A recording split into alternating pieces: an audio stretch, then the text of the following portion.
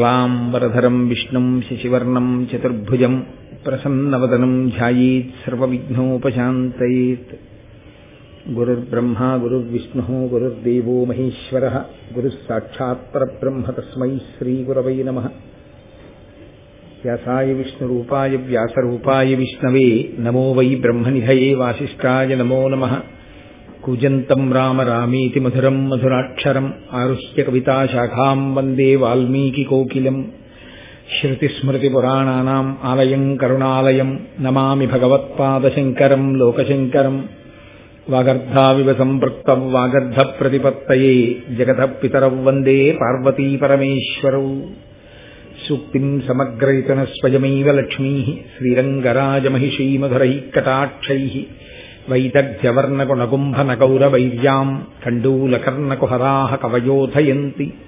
హైమోర్ధ్వపుండ్రమజహన్మకుటం సునాసం మందస్మితం మకరకుండలచారుగండం బింబాధరం బహుళదీర్ఘకృపాకటాక్షం శ్రీవేంకటేశముఖమాత్మని సన్నిధత్తాం. విమలపటీ కమలకుటీ పుస్తకరుద్రాక్షశస్తహస్తపుటీ కామాక్షి పక్ష్మలాక్షి కలిత విపంచీ విభాసి వైరించి. మనోజవం మరుతతుల్యవేగం జితేంద్రియం బుద్ధిమతాం వరిష్టం వాతాత్మజం వనరయూధముఖ్యం శ్రీరామదూతం శిరసా నమామి. ఆపదామపహర్తారం దాతారం సర్వసంపదాం లోకాభిరామం శ్రీరామం భూయో భూయో నమామ్యహం. నారాయణం నమస్కృత్య నరం చైవ నరోత్తమం దేవీం సరస్వతీం వ్యాసం తతో జయముదీరయేత్. హరి ఓం. పరమేశ్వర స్వరూపైన సభకు నమస్కారం.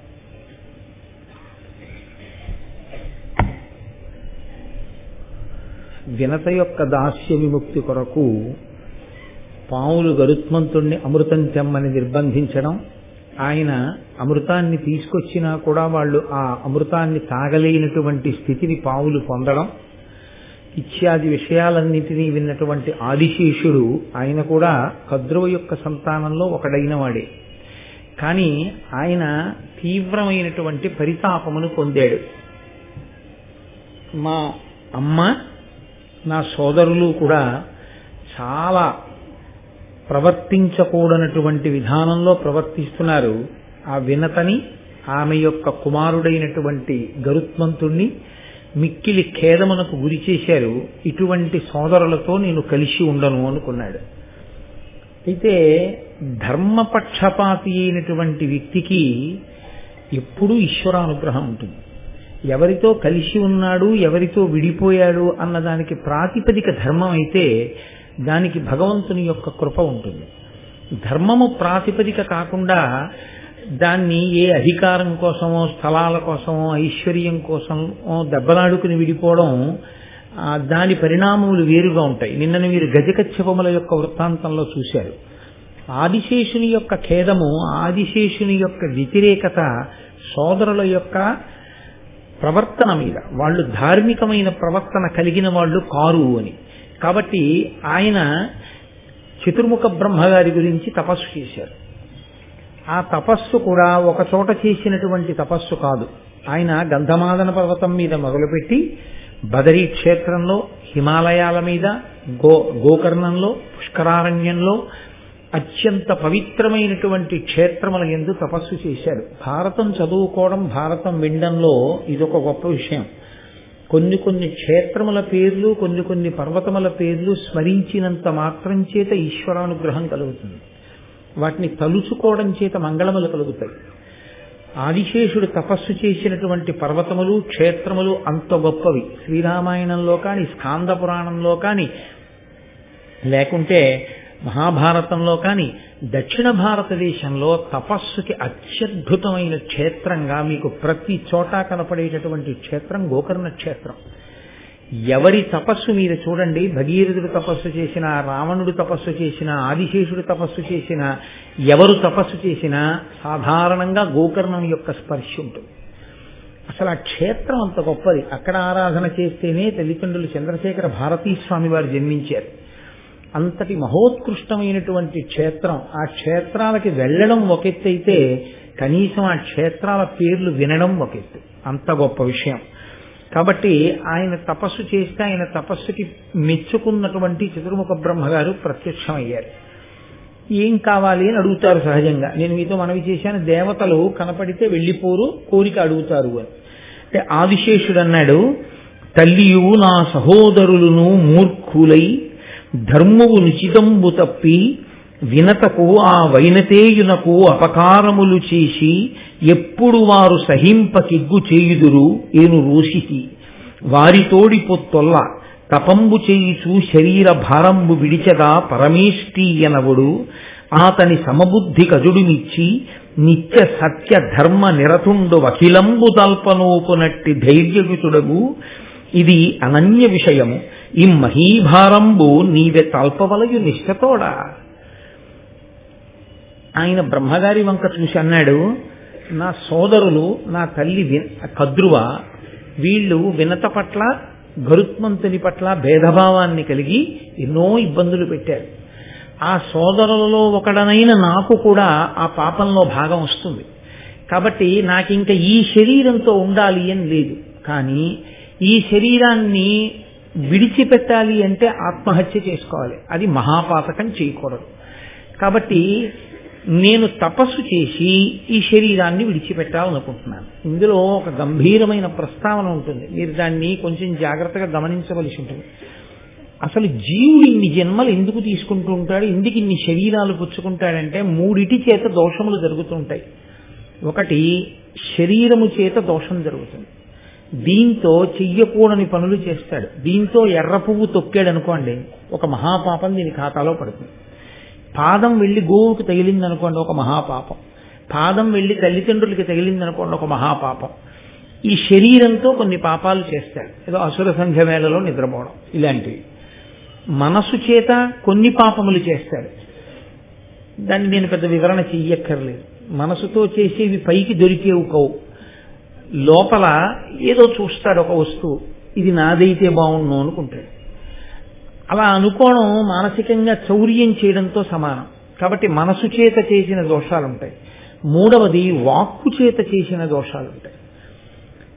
ఈ జన్మలో వేదాంత శ్రవణం చేయడం, ఈ జన్మలో మహాభారత శ్రవణం చేయడం వల్ల కలగవలసిన బుద్ధి ఇది అంటే, ఏ మూడిటి చేత పాపము చెయ్యడం వలన మళ్ళీ మళ్ళీ శరీరమును పొందవలసినటువంటి దుర్గతిని పొందామో ఆ దుర్గతిని పోగొట్టుకోవడానికి ఈ మూడిటినే తిప్పి వాడాలి. మళ్ళీ ఈ శరీరాన్ని తీసుకెళ్లి దేవాలయంలో కూర్చోబెట్టడం, ఈ శరీరాన్ని తీసుకెళ్లి గుడి చుట్టూ తిరుగని చెప్పడం, ఈ శరీరంతో వెళ్ళి ఈశ్వరుడి పల్లకి పట్టుకో అని చెప్పడం, ఈ చేత్తో ఇన్ని పువ్వులు తీసి ఈశ్వరుడి పాదాల మీద వేయడం, ఈ తల ఉంచి పరమేశ్వరుడి పాదాలకు తగిలేటట్టు నమస్కరించడం, మహాత్ములు కనపడినప్పుడు స్వర్ణదండం పడిపోయినట్టు నేల మీద పడి వారికి నమస్కారం చేయడం, మనసు చేత పరమేశ్వరుణ్ణి చింతన చేస్తూ ఉండడం, మహాత్ముల యొక్క వైభవాన్ని ఆలోచన చేస్తూ ఉండడం, వాక్కు చేత భగవంతుని యొక్క కీర్తన చేస్తూ ఉండడం.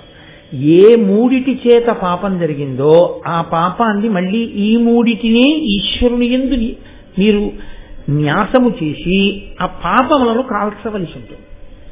అది అసలు నమః అన్న మాటకి యథార్థమైన అర్థం ఏమి అంటే, మళ్ళీ ఈ మూడిటి చేత చేసిన ఏ ఏ పాపముల వలన మళ్ళీ మళ్ళీ జన్మలను పొంది కష్టములను సుఖములను ఎదుర్కొంటూ బాధపడుతున్నాడో అందులోంచి బయటపడడానికి ఈ మూడిటి చేతనే తిరిగి పుణ్యకార్యములను చేసి ఆ పాప పంజరము నుండి బయటపడాలి.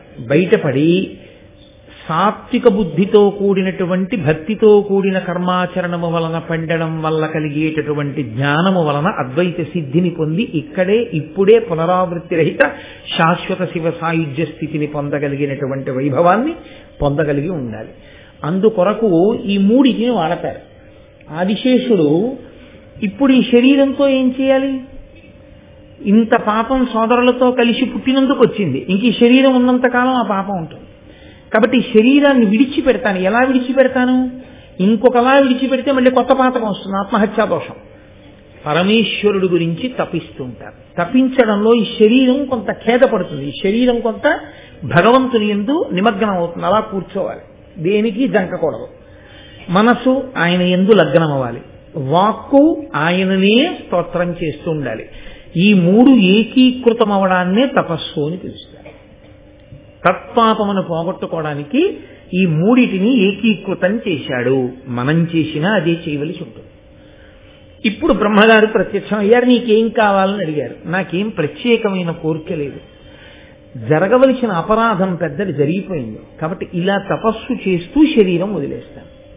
వదిలిపెట్టేస్తే నేను తిన్నగా నేను చేసి ఉండకపోవచ్చు, కానీ మా అమ్మ మాటకు కట్టుబడి నా సోదరులు చేసిన తప్పు పనిలో నాకు కూడా భాగం ఉన్నట్టే లెక్క. ఆ పాపం నుంచి వినిర్ముక్తుడనవుతాను అన్నాడు. అంటే చతుర్ముఖ బ్రహ్మగారు వెంటనే ఒక చిరునవ్వు నవ్వి అన్నారు, నువ్వు నిత్య సత్య ధర్మ నిరతుండవు. నీకు సత్యమునందు ధర్మమునందు తాపత్రయం ఉంది.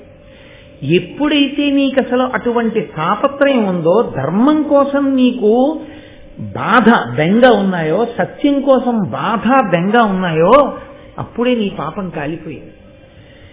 నిత్య సత్య ధర్మవ్రతుడైనటువంటి వాడు దేన్నైనా భరించగలిగినటువంటి స్థితిని పొందుతాడు. ఆదిశేషుడు సోదరులు ఇలా ప్రవర్తిస్తున్నారని ఆయనకున్న బలానికి ఆయనే చంపేయచ్చు సోదరుల్ని, కానీ చంపలేదు, భరించాడు. భరించి మళ్ళీ కొత్త పాపం తెచ్చి నా ఖాతాలో వేసుకోవడం ఎందుకు, తపస్సు చేత నా పాపం పోగొట్టుకుంటా అన్నాడు. ఇంత భరించగలిగిన శక్తి ఉన్నదే, ఇది పనికి రావాలి. ఇప్పుడు దాన్ని వాడుకోవాలి దేవతలం, అంతేకాని నువ్వు శరీరం వదిలేస్తే ఏం కలిసి వస్తుంది? నేను నిన్ను ఆజ్ఞాపిస్తున్నాను, నువ్వు ఒక బృహత్తరమైన కార్యాన్ని చెయ్యాలి. ఈ భూమినంతటినీ నువ్వు నీ పడగల మీద భరించి ఉంచు. ఇంత ఓర్పున్నవాడు, నిత్య సత్య ధర్మ వ్రతుడైన వాడే భూమి భారమును భరించగలడు అనగా మీరొక్క విషయాన్ని జ్ఞాపకం ఉంచుకోవాల్సి ఉంటుంది. భూమికి భారం ఎప్పుడు అంటే, భూమికి మామూలుగా ఉండేటటువంటి బరువు చేత బరువు భూమికి ఉండదు. ఇంతమంది ఉన్నారు కాబట్టి బరువు ఎక్కువైందండి, ఇందులో ఇద్దరిని తగ్గించేస్తే బరువు తక్కువ అవుతుందండి అని ఉండదు భూమికి. భూమికి బరువు దేని వలన అంటే, ధర్మనిరతిని మనుష్యుడు విడిచిపెట్టినా, సత్యనిష్టని మనిషి విడిచిపెట్టేసినా భూమికి బరువు అవుతుంది. చూడండి, నేనే అన్నం క్యారేజీలో పట్టుకుని వెళ్తున్నాను అనుకోండి, నాకు కొంచెం ఆకలిగా ఉందనుకోండి, తేలిగ్గా ఉంటాను. నేను పట్టుకెడుతున్నా అంటే నేను మోస్తున్నాను. ఈ అన్నం నేను తినేశాను, తినేగానే నాకు బరువుగా ఉంటుంది. చేతిలో పట్టుకున్నప్పుడు నేనే మోసాను, కడుపులో పట్టుకున్నప్పుడు నేనే మోసాను. కానీ ఆ అన్నం కడుపులో పెడితే నాకు బరువుగా అనిపించి కన్నులు మూతపడినట్టు పాపాచరణము మనుష్యులు చేస్తుంటే, సత్యమును విడిచిపెట్టేస్తే భూమికి బరువు అవుతుంది. బరువు అయితే భూమి ఎవరికి చెప్తుంది అంటే, రక్షణ చెయ్యవలసిన వాడు స్థితికారుడు విష్ణువు కాబట్టి ఆయనకి చెప్తుంది. నేను ఈ భూభారమును మొయ్యలేకపోతున్నాను అంటుందంటే, పాపమును నేను భరించలేకపోతున్నాను. అప్పుడు ఈశ్వరుడు ఏం చేస్తాడంటే అవతార స్వీకారం చేస్తాడు. ఎవరు అధర్మము పెచ్చరిల్లడానికి కారణమై ఉన్నారో వాళ్ళని చెనకుతాడు. అది కూడా అనుగ్రహమే అవుతుంది. అప్పుడు అది అవతారమునకు కారణమవుతుంటుంది. అవతారము అంటే ఈశ్వరుడు కిందికి దిగి వచ్చుట అని. కాబట్టి భూమి భారము తగ్గాలంటే, భూమి భారమును పంచుకోవడానికి ఎవరు సమర్థుడు? సత్యధర్మములతో ఉన్నటువంటి వాళ్ళు భూమి మీద ఉంటే భూమాత సంతోషిస్తుంది వాళ్ళు ఉన్నారు అని. అంత గొప్ప సత్యధర్మవ్రతుడమైనటువంటి నువ్వు ఈ భూభారమును మొయ్యడానికి తగినవాడివి, కాబట్టి నీ పడగల చేత ఈ భారమును వహించు అని ఆయన ఒక సలహా చెప్పాడు బ్రహ్మగారు. నీ సోదరుడు కేవలము గరుత్మంతుడు మాత్రమే కాదు, నీ సోదరులు కేవలము పాములే కాదు, గరుత్మంతుడు కూడా నీకు సోదరుడే. మిగిలిన పాముల విషయం పక్కన పెట్టు. పుణ్యాత్ముడు ధర్మాత్ముడు గొప్ప ఈశ్వర విభూతిని కలిగి ఉన్నవాడితో సంబంధాన్ని ఎన్నడూ విడిచిపెట్టుకోవద్దు. ఇది ఆనాడు కాదు, ఏనాటికి కూడా అందరికీ అది సందేశం. ఏది పోయినా పర్వాలేదు జీవితంలో, భగవత్ సంబంధం ఉన్న వ్యక్తితో అనుబంధం మాత్రం ఎన్నడూ పోగొట్టుకోకూడదు. అది పోగొట్టుకోవడం కన్నా పెద్ద నష్టం ప్రపంచంలో ఇంకా ఏదీ ఉండదు. మళ్ళీ కొన్ని కోట్ల జన్మల తర్వాత కానీ అది పూడుతుందన్న నమ్మకం ఉండదు. కాబట్టి కశ్యప ప్రజాపతి పుత్రకామేష్టి చేస్తే పుట్టినవాడు, వాలఖిల్యుల యొక్క అనుగ్రహం చేత వరం చేత జన్మించినటువంటి వాడు, అమృతాపహరణమును చేసినవాడు, ఇంద్రుణ్ణి గెలిచినవాడు, వజ్రాయుధమును లెక్కపెట్టినవాడు, అంతటి మహావిజ్ఞుడు పరాక్రమవంతుడు నీ సోదరుడు గరుత్మంతుడు. ఆయనతో మాత్రం నువ్వు నీ అనుబంధాన్ని కొనసాగించు. ప్రయత్నపూర్వకంగా గరుత్మంతునితో నువ్వు చెలిమి చెయ్యి అని చెప్పి ఆదిశేషుణ్ణి భూభారమును వహించడం కోసమని ఆయన నియంత్రించాడు. అప్పటి నుంచి ఆయన ఆ భూభారమును వహిస్తున్నాడు. అందరూ అన్నదమ్ములే, కానీ భగవంతుని యొక్క అనుగ్రహంతో భగవంతుని యొక్క సేవ చెయ్యడం వల్ల ఇద్దరు తప్పుకున్నారు తల్లి శాపం నుంచి. ఒకరు ఆదిశేషుడు, రెండవ వారు వాసుకి. వాసుకి పాలసముద్రాన్ని చిలికినప్పుడు మందర పర్వతాన్ని కవ్వంగా చేసి చిలకడానికి ఒక త్రాడు కావలసి వచ్చింది. అప్పుడు వాసుకిది చాలా పెద్ద శరీరం కాబట్టి వాసుకిని మందర పర్వతానికి చుట్టారు. అదంత తేలిక విషయం ఏం కాదు. పర్వతానికి వేసి తిప్పుతుంటే అది ఎంత బాధ కలుగుతుందో శరీరాన్ని. కానీ వాళ్ళ కోరిక తీరడం కోసం, అమృతం పుట్టడం కోసం శారీరకంగా అంత డస్టిపోయి ఈశ్వరుని కొరకు తన శరీరం అంత బడలిపోవడాన్ని వాసుకి ఎంతో సంతోషంగా ఆయన స్వీకరించాడు. వాసుకి మందర పర్వతానికి చుట్టుకుని అమృతోత్పాదనమునందు కష్టపడినంత కష్టమేం పడిపోలేదు కారులో విశాఖపట్నం వెళ్ళి రావడానికి. నీకు దానికి ఉపన్యాసం మానేయవలసిన అవసరం ఏంటి భారతం చెప్పడానికి? అందుకే ఈ ఘట్టం దగ్గర మానేస్తావా చెప్తావా? వాసుకి గురించి చెప్పేటప్పుడనే పరీక్ష పెడతాడు పరమేశ్వరుడు. నిలబడగలిగితేనే వాసుకి గురించి చెప్పడానికి నీకు అర్హత ఉన్నట్టు, లేనినాడు ఇక భారతం చెప్పడానికి నీకు అర్హత లేదు. అలిసిపోయానని నువ్వు రాలేకపోతే. కాబట్టి వాసుకిని మందర పర్వతానికి చుట్టి తిప్పితే ఆయన భరించాడు అంత కష్టాన్ని. అమృతోత్పాదనం అయిన తర్వాత దేవతలు బ్రహ్మగారికి చెప్పారు, ఈయన ఎంత కష్టపడ్డాడో తెలుసా మహానుభావుడు. మందర పర్వతానికి చుట్టి తిప్పాం, ఎంత బడలిపోయాడో, ఆ ఒళ్ళంతా ఎంత కందిపోయిందో, అయినా ఓర్చుకున్నాడు మాకు అమృతం ఇవ్వడానికి. ఈయన్ని మీరు ఏదైనా కృప చెయ్యాలన్నారు. అంటే బ్రహ్మగారు అన్నారు, వీళ్ళ అమ్మ శాపం ఉంది, పావులన్నీ జనమేజయుడు చేసేటటువంటి యాగంలో అగ్నిహోత్రంలో పడి మరణించాలి, కానీ ఇతను చేసినటువంటి దైవ సేవ వలన ఇతన్ని మినహాయిస్తున్నాను, ఇతను పడడం, ఇతనికి అలా యాగంలో పడి మరణించవలసినటువంటి అగత్యము ఇతనికి కలగదు. అంటే వాసుకి పొందాడు అని కాదు మీరు తెలుసుకోవలసింది. ఇక్కడ ఒక పెద్ద తాత్పర్యం ఒకటి ఉంటుంది.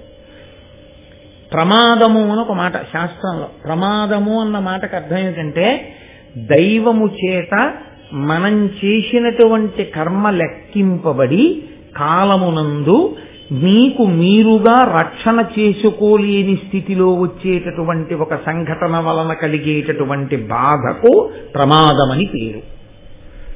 ఏ జన్మలోనో పడుకున్న కుక్కని కర్ర పెట్టి కొట్టాడు, ఆ కుక్క ఏడుస్తూ పోయి ఈశ్వరుడు లెక్కలో వేసుకున్నాడు. నిష్కారణంగా నిద్రపోతున్న కుక్కని కర్రతో కొట్టి బాధ పెట్టాడు. ఏమిటి విరుగుడు? ఈ జన్మలో వీడిని కుక్క నిష్కారణంగా కరవాలలా వెళ్ళిపోతుంటే 6 నెలలు వీడు అరటిపండు తినాలన్నా బెంగెట్టుకోవాలి. కాబట్టి ఇప్పుడు ఈశ్వరుడు ఇవాళ కుక్క కరవాలి అని నిర్ణయం చేసేసాడు. ఈయన ఏదో సంతోషంగా నేను అలా తెల్లవారుజామున కాసేపు నడిచొస్తాననుకుని నేను బయలుదేరుతున్నాడు. భౌవని కుక్కొచ్చి మీద పడిపోతోంది తెలియదు. కానీ ఈశ్వరుడు ఏం చేస్తాడంటే అప్పుడు మీరున్న పరిస్థితి, మీరు చేసినటువంటి అపారమైన పుణ్యకర్మ, భగవంతునితో మీరు పెంచుకున్న సాన్నిహిత్యము, మీ గొప్ప భక్తిని లెక్కలోకి తీసుకుంటాడు. తీసుకుని ఆ ఆపదను ఏం చేస్తాడంటే ఇలా ఓ గీత గీసేస్తాడు. ఎలా తీసేస్తాడో తెలుసా అండి? దాన్ని కుక్కొచ్చి మీద పడబోతుంది, మీరు భయపడిపోయారని అలా ఉండిపోతారు. మీరు చూడరు, చీకట్లో ఆ మేడ మీద ఆ పక్కన ఎవరో ఒక ఆయన ఉంటాడు, ఆయన చెయ్యి అరుస్తాడు, ఆ అరుపుకి కుక్క పారిపోతుంది.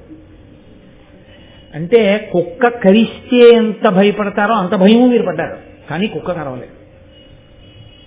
కుక్క కరవకుండా అడ్డుపడ్డవాడు ఈశ్వరుడు. కాబట్టి చేసిన కర్మని తొలగించుకోవడానికి మార్గం ఏది? భగవంతుని యందు భక్తితో సేవించుటయే.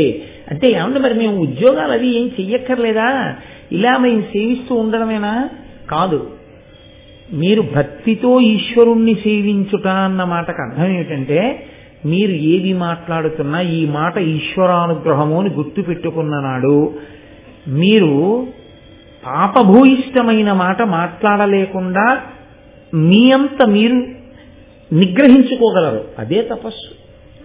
ఈ చేతిని ఇలా చూపించలేరు, ఈ శక్తి అమ్మవారు అని గుర్తొస్తే అదే తపస్సు.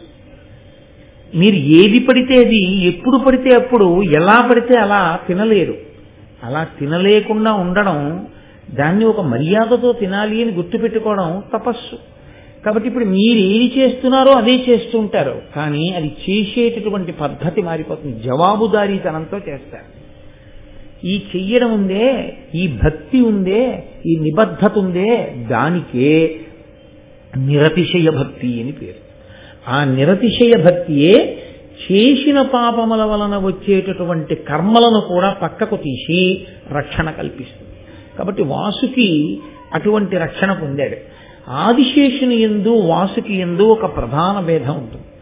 ఆదిశేషుడు బ్రహ్మగారు వరమిస్తే భూమిని మోస్తూ నాకు ఇంకా పాములతో సంపర్కం అక్కర్లేదని ఆయన దూరంగా ఉండిపోయాడు. వాసుకి కూడా వరం ఉంది, నువ్వు పడిపో అగ్నిహోత్రంలోని. కానీ ఆయన బెంగ పెట్టుకున్నాడు. సరే నేను సంతోషంగా ఉన్నాను, వీళ్ళెవరూ పట్టించుకోవట్లేదు, వీళ్ళందరూ వెళ్ళి జనమేజయుడి సర్పయాగంలో పడిపోతారు. పడిపోతే వీళ్ళందరూ నశించిపోతారు. ఎలా వీళ్ళు రక్షణ పొందేది? ఒక్కొక్కడి తాపత్రయం అలా ఉంటుంది. అన్నగారి గురించి తమ్ముడికి అక్కర్లేదు, ఎప్పుడూ పట్టించుకోడు తమ్ముడు అన్నగారి గురించి. అన్నగారు తమ్ముడున్న ఊరిడితే ఆ ఊళ్ళో ఉన్న వాళ్ళందరూ స్వాగతం చెప్పడానికి వస్తారు, తమ్ముడు తప్ప. అలాంటి అన్నదమ్ములు ఉంటారు లోకంలో. అన్నగారు మాత్రం స్మరిస్తూ ఉంటాడు ఆ తమ్ముడు వృద్ధిలోకి రావాలని, 10 మందిలో చెప్పుకోలేకపోయినా. అలాంటి అన్నదమ్ములలో తమ్ముడికి అన్నయ్య ఎక్కర్లేకపోయినా తమ్ముడి గురించి ఆలోచించే అన్నయ్య ఉన్నట్టు, తనకి అవసరం లేకపోయినా మిగిలినటువంటి పావులన్నిటి గురించి వాసుకి బాధపడుతున్నాడు. ఆయన బంధుప్రీతి అటువంటిది. కాబట్టి ఆయన అన్నాడు, చిరముద బ్రహ్మకం తపము చేసి అనంతుడనంత ధారుణీభరగుర కార్యయుక్తుడయి పన్నగ ముఖ్యుల పొత్తువాసి చిచ్చర తనయంత నుండి మరిచేర్చి తలంపడ యొక్కనాడు దుర్భరతర దందశూకకుల భావి భయ ప్రవిఘాత కృత్యముల్. ఆదిశేషుడు బ్రహ్మగారి దగ్గర వరం పొందాడు, హాయిగా సంతోషంగా భూమిని మోస్తూ ఆయన ఆజ్ఞ ఔదల దాలుస్తూ ఉండిపోయాడు. యువతల నా సోదరులకు వచ్చేటటువంటి కష్టం గురించి ఆయన ఆలోచించట్లేదు. ఏదో ఒకనాడు మొదలు పెట్టేస్తాడు జనమేజయుడు సర్పయాగాన్ని. ఇవాళ కాకపోతే రేపు, రేపు కాకపోతే ఎల్లుండి. ఎప్పుడంటే కృతయుగంలో ఇచ్చింది ఆవిడ శాపం. ఎప్పుడు చేశాడు యజ్ఞం?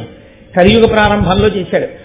ఒక్కసారి ఇచ్చిన శాపమాకు కట్టి కుడపవలసిందే. అనుభవంలోకి రావడానికి పాపం ఎప్పుడు వస్తుందో ఆవిడకి తెలియదు, ఎప్పుడైనా వస్తుంది. యుగాలు మారిపోయినా జీవుడి ఖాతాలో పడిపోయి ఉండిపోతుంది అంతే. అదే కోణమన్నదేం ఉండదు, వచ్చి తీరుతుంది ఆపద రూపంలో. వీళ్ళు పట్టించుకోవట్లేదు, ఎప్పుడు వస్తుందో తెలియదు. కాబట్టి ఎప్పుడు సర్పయాగం జరుగుతుందో, ఎప్పుడు సర్పయాగంలో వీడు పడిపోతాడో నాకు అర్థం కావట్లేదు. పైగా జనమేజయుడన్న పేరుతో ఉన్నవాడు ఒక్క ఈ జనమేజయుడే అని మీరు అనుకోకండి. భారతంలో 9 జనమేజయుడు ఉన్నారు. ఒక్క జనమేజయుడన్న పేరుతో 9 మంది వ్యక్తులు ఉన్నారు. 9 సార్లు వస్తారు జనమేజయుడు. అందులో చిట్టకేరి 9వ జనమేజయుడు ఈ జనమేజయుడు. కాబట్టి జనమేజయుడు సర్పయాగం చేయడం అంటే జనమేజయుడు అన్న పేరున్నవాడు ఏ కారణానికి ఎప్పుడు ఏం చేస్తాడో వాళ్ళు వస్తూనే ఉంటారు. కురువంశ ప్రారంభం నుంచి వచ్చారు వాళ్ళు. కానీ కలియుగం ప్రారంభంలో జనమేజయుడికి వచ్చింది ఆలోచన సర్పయాగం చేద్దామని. కాబట్టి ఇచ్చిన వాక్కు ఎప్పుడో అనుభవంలోకి వస్తుంది. వీళ్ళు పట్టించుకోవట్లేదు. అవతల ఆదిశేషుడు పట్టించుకోడు. వీళ్ళందరూ ఎప్పుడు చచ్చిపోతారో అన్న నాకు బెంగగా ఉంది అని వాసుకి ఏడుస్తున్నాడు. ఐరావతాదులు అని ఆ జాతి పావులన్నింటినీ పిలిచి ఆయన తన బాధ వ్యక్తం చేస్తున్నాడు. వ్యక్తం చేస్తుంటే వీళ్ళు దుందుడుకు స్వభావం, అందుకే క్రూరులు అన్నాడు బ్రహ్మగారు. దుష్టమైన రూపమున్న వాళ్ళు, క్రూరమైన మనసున్న వాళ్ళు, భూమికి భారమైన వాళ్ళు, వీళ్ళు చచ్చిపోతే నష్టం లేదు అన్నాడు ఆయన. వాళ్ళకి ఎంత మంచి మాట చెప్పినా తలకెక్కదు. తలకెక్కకపోవడమే అన్నిటికన్నా అత్యంత ప్రమాదకరమైన విషయం. భూమికి భారం ఎప్పుడవుతాడంటే తనకి తెలియకపోవడం అన్నడూ తప్పు కాదు. ఒకడు చెప్తే తలకి ఎక్కించుకొని వాడే భూమికి భారం. రావణాసురుడికి తెలియకపోవడం తప్పు కాదు, ఎంతమంది చెప్పినా వినకపోవడమే భూమికి భారం అయ్యాడు. కాబట్టి వాళ్ళన్నారు, ఏంటనయా అంత బెంగ పెట్టుకుంటావు? జనమేజయుడు యాగం చేస్తే యాగం చేసేవాడు ఆయన నీటి పాడు చేయడం మనకి రాదా? బోల్డ్ మార్గాలని యాగం పాడు చేసేయడానికి. జనమేజయుని చేయు సర్పయాగమునకు విఘ్నమందరము కావింతుము, అతడు ధర్మార్థి కావున దారుణీసురులమై అడుగదము ఇదియు చేయకుమనియును. కొందరమతనికి కూర్చు మంత్రులమునై ఈ క్రతుక్రియ చేసి ఇహపరములకు పెక్కు దోషంబులని హేతువులు చూపియుడిగినంత అందరనొక్క మొగిన భక్ష్య భోజ్య లేహ్య పానీయముల మీద సదములోని విప్రజనుల మీద వెగడుపడగ పారి వెరపింత ఒజ్జలు తత్ప్రయోగ విధులు తప్పి పరవా. ఏమిటనయా అంత బెంగ పెట్టుకుంటావు? జనమేజయుడు యాగం మొదలుపెట్టాడు అనుకో, మనకి కామరూపం ఉంది, మనం బ్రాహ్మణ వేషాలు వేసుకుంటాం. జనమేజయుడికి బ్రాహ్మణులంటే భక్తి కాబట్టి మనం బ్రాహ్మణ వేషాలతో పెడతాం. విడితే బ్రాహ్మణులు వచ్చారని స్వాగతం చెప్పి కూర్చోబెట్టి ఏమిటంటాడు, చాలా తప్పు, ఇలాంటి యాగం చేయకూడదు. ఇటువంటి యాగం చేశావా నీకు రెండూ పోతాయి, ఇహము పోతుంది పరము పోతుంది. ఇక్కడ సుఖం ఉండదు, పైలోకాల్లో సుఖం ఉండదు. రెండు పోయే యాగం ఎందుకు చేస్తావు? ఎవడైనా యాగం ఎందుకు చేస్తాడు? ఇహము పరము కొరకు చేస్తాడు. ఇక్కడ లోకం బాగుండాలి, పైన ఊర్ధ్వలోకాల వాసన దొరకాలి, అందుకు చేస్తారు యాగం. నువ్వు చేసే యాగం రెండూ పోగొట్టేస్తుంది, ఇలాంటిది ఎందుకు చేస్తావు అని మనం చెప్దాం. బ్రాహ్మణ భక్తితో యాగం చేయడం మానేస్తాడు. ఒకవేళ వినడనుకో, మనలోనే కొంతమందిని ఆంతరంగికులైనటువంటి మంత్రుల వేషాలు వేసుకుందాం. కామరూపులం కాబట్టి మంత్రుల మాట కాదనడుగా, ఆంతరంగికులు వాళ్ళు చెప్పిన మాట వింటాడు. వెళ్ళి పరమ ప్రేమతో జనమేజయ తప్పు, ఇటువంటి యాగం చెయ్యొద్దు అని చెప్దాం, వింటాడు. ఇంకా వినలేదనుకో, యాగం మొదలెట్టి ఋత్విక్కులు కూర్చుంటారు. భక్ష్యము భోజ్యము లేహ్యము చోష్యము తినేవి తాగేవి నాకేవి తప్పరించేవి ఇవన్నీ ఉంటాయిగా, వాటన్నింటి మీద పాకేద్దాం మనందరం. మనం అందరం పాకేస్తే విషతుల్యం అయిపోతుంది, దాన్ని హవిస్సుగా ఇవ్వరుగా. అక్కడ హవిస్సు పాత్ర ఉంటుంది, నేతి పాత్రలు ఉంటాయి, వాటన్నిటి మీద పాకేద్దాం. ఇంకెందుకు ఇస్తాడు? హవిస్సు యాగం అయిపోతుంది. అంతేకాదు వజ్జలు, వజ్జ అంటే ఉపాధ్యాయుడు, వజ్జ ప్రకృతి వికృతి, వాళ్ళు కూర్చుని ఉంటారు యాగం చేద్దామని. వెళ్ళి వాళ్ళ మీద పడదాం, పడి వాళ్ళ మీద పాకుదాం, తలనెత్తి బుస్ అందాం, వాళ్ళు లేచి పారిపోతారు. దీక్షలో ఉన్నవాడు లేచి పారిపోకూడదుగా. దీక్షలో ఉన్నవాడు పీటల నుంచి లేచిపోయి పరిగెత్తిన తర్వాత ఇంకా దీక్షాభంగం అయిపోయిందిగా, ఇంకెక్కడ యాగం పోయిందిగా. ఏమిటనయా దాన్ని ఎట్టుకుంటాం? వదిలిపెట్టే దాని గురించి ఏం భయం లేదు. జనమేజయుడి యాగం మొదలు పెడితే జనమేజయుడి యాగం పాడు చేయడానికి మనకి ఇన్ని ఆలోచనలు ఉన్నాయి. అంటే అందులో ఉన్న కొంతమంది పెద్దలు అన్నారు, మీరు చాలా తేలిగ్గా చెప్తున్నారా, ఒకసారి బ్రాహ్మణుడు మంత్రోచ్చాటనం చేసి అగ్నిలోకి మనం పడిపోవాలి అని ఆయన సంకల్పం చేసిన వెంటనే అపకారం చెయ్యడానికి వెళ్ళిన మనం ఎక్కడున్నామో వెతుక్కుంటూ వస్తాయి అగ్నికీలలు తినడానికి. నువ్వు వాళ్ళ మీద పాకడం కాదు, నీ మీదకి అగ్ని పాకుతుంది. ఎందుకంటే అగ్నికి వ్యాపించే గుణం ఉంది, అందుకే అశ్వశబ్దంతో పిలుస్తారు దాన్ని. గమనము చేత వ్యాపిస్తుంది. అగ్ని వ్యాపించే గుణం లేకపోతే ఇక్కడ అంటుకున్న అగ్ని ఎక్కడి వరకు వెళ్ళిపోతుంటుంది. అరణ్యంలో అగ్ని అంటుకుంటే అరణ్యాన్ని అంతటినీ కాలుస్తుంది, వ్యాపిస్తుంది. కాబట్టి అసలు మనం ఆ ప్రాంగణంలోకి వెళ్ళగానే వాళ్ళు మంత్రోచ్చాటనం చేస్తే మనం ఎక్కడ దాక్కున్నామో విసుక్కుని మరీ వచ్చి పట్టుకుని లాక్కుపోయి కాల్చేస్తుంది. కాబట్టి నువ్వు లేదు దాని మీద పాకడం ఏమిటి, బ్రాహ్మణుల మీద పడడం ఏమిటైనా మతుందా నువ్వు చేసే ఆలోచనకి? ఏమి బాగులేదు నీ చెప్పినటువంటి మాట అంటే. ఆయన వాసుకి తెల్లబోయి వింటున్నాడు. ఎలా మరి దీనికి పరిష్కారం ఎలా కుదురుతుంది, వీళ్ళు ఎలా రక్షింపబడతారు? అందులో ఏలాపుత్రుడు అని ఒక పాము, ఆయన హఠాత్తుగా లేచి ఓ మాట అన్నాడు. కద్రువ మనందరికీ శాపం పెట్టిన రోజు రాత్రి కద్రువ ఒడిలో తల పెట్టుకుని నిద్ర రాకపోయినా నిద్ర వచ్చినట్టుగా నటించి పడుకుని ఉన్నాను నేను. ఆ సమయంలో ఒక ఆశ్చర్యకరమైన సంఘటన జరిగింది. బ్రహ్మగారి దగ్గరికి దేవతలందరూ వెళ్ళారు. వెళ్ళి మహాపరాక్రమవంతులు కదా పాములు, అంత పరాక్రమవంతులైన జాతిని తన అధర్మానికి తన అసత్యానికి చనిపోమ్మని కద్రువ ఎలా శపించిందయా? ఆవిడిచ్చిన వాక్కుకి పాముల జాతంతా నశించిపోవడమే. ఇంత బలవంతులైనటువంటి పాములందరూ పడిపోయి నశించిపోవలసిందే. అందులో ఆదిశేషుడున్నాడు, వాసుకి ఉన్నాడు, మహానుభావులు ఉన్నారు, వీళ్ళందరూ కూడా మడిచిపోతారా అని అడిగారు దేవతలు. అడిగితే వాళ్ళతో బ్రహ్మగారు అన్నారు, క్రూరాకారుల జగదపకారుల పన్నగుల దల్పగానోపని ఈ దారునికి హితంబుగా దుష్టోరగ సంహారమిప్పుడు ఎడబడవలసెన్.